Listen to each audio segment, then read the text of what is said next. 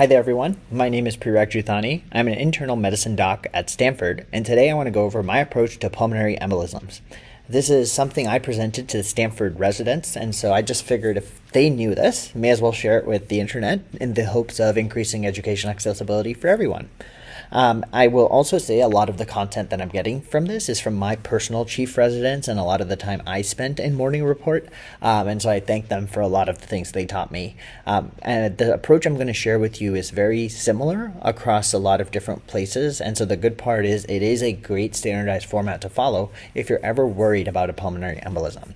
The general format for today is I'm going to classify different types of pulmonary embolisms. I will then go ahead and describe the way we manage these pulmonary embolisms. I will also go into ways to risk stratify pulmonary embolisms if you're not sure what kind of pulmonary embolism it is in terms of low, medium, and high acuity. With that being said, let's go ahead and get started.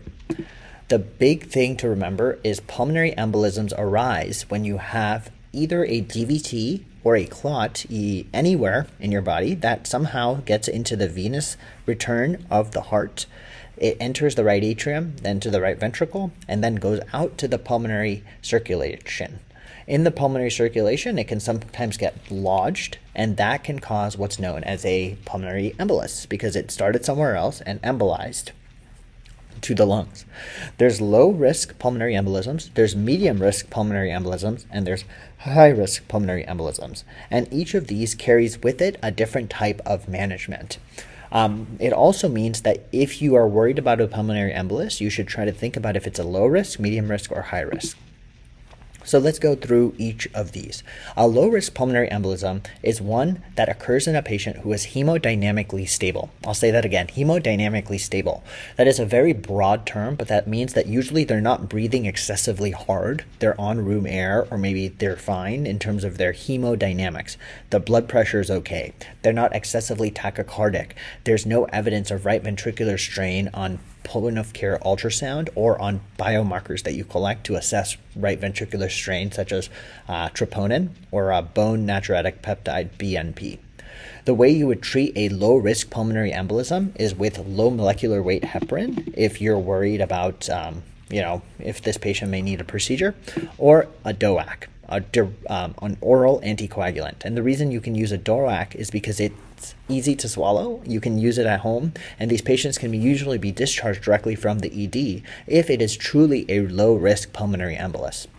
A medium risk or submassive pulmonary embolus is usually a low risk that involves some level of right ventricular strain. Okay, and what I mean by that is the right side of the heart is what leads to the pulmonary circulation.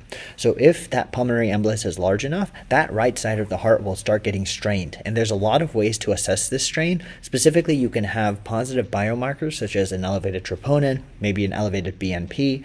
And the way you would treat this is still with a DOAC or low molecular weight heparin.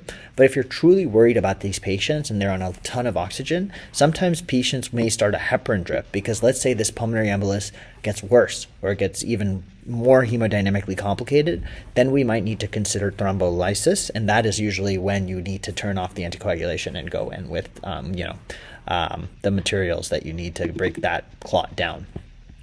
That brings us to the last type of a pulmonary embolus, which is a high-risk pulmonary embolus. This is known as a massive PE.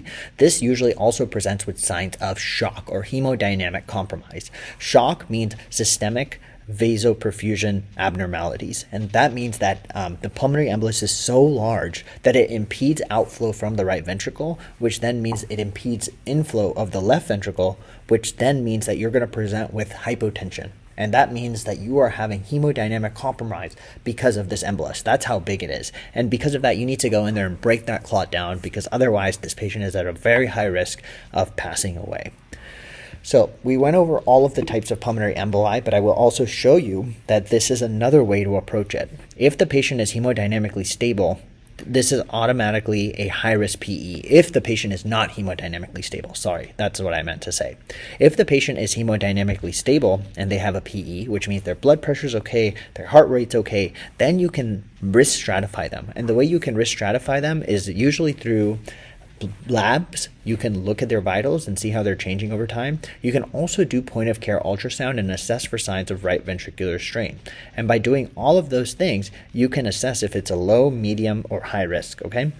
So with that being said, let me show you one of the best ways to assess if someone has a high-risk pulmonary embolism or even signs of pulmonary embolism, because you can do this on ultrasound.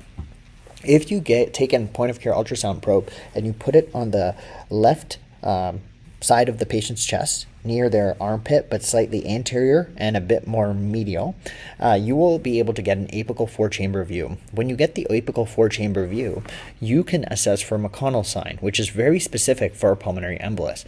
McConnell sign is when you have akinesia, which means this side of the wall is not moving, and hypercontractility of the apical wall.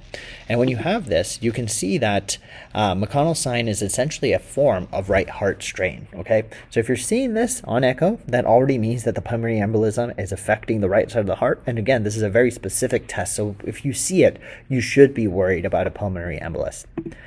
There's also a bunch of other things that you can see on pulmonary embolism. So if you take a point of care ultrasound probe, you point the marker toward the left shoulder of the patient and you put it right in the center of their chest, you should see a parasternal short axis view. And when you see that, you should see on your left side, you will see the right ventricle. And here you will see the left ventricle. And what you'll see is the right ventricle, if there is strain, will cause flattening of the interventricular septum, causing a D sign on the point of care ultrasound. This D sign is also a sign of right heart strain, and you should be worried about it. But let's say you're saying, hey, Prerak, I have no idea what any of these things mean. I'm not going to do point of care ultrasound. Is there another way I can risk stratify a patient that I know has a pulmonary embolus? The answer to that is yes. It's called the PESI index, the Pulmonary Embolism Severity Index. And the way you can do this is, let's say you know a patient has a pulmonary embolus. You can then take that patient's vitals, including their lab values and their past medical history, and plug them into this calculator, and it will spit out the risk of a PE. A low-risk PE is someone that likely can be discharged from the ED with anticoagulation, but a medium to high-risk PE is something that you should probably evaluate further. So if you're ever confused, you're not sure, you're saying, hey, I don't know how to POCUS, I'm still worried, I don't know what kind of pulmonary embolism this is, you can always use a PESI score. So with that being said, I hope you now know how to approach pulmonary embolism management, specifically low risk, medium risk, and high risk, and I hope you also learned how to put them into those specific categories. Thank you all so much for watching this video. If you liked it, please drop a like, comment, share, and subscribe, and I'll see you all in the next one. Peace.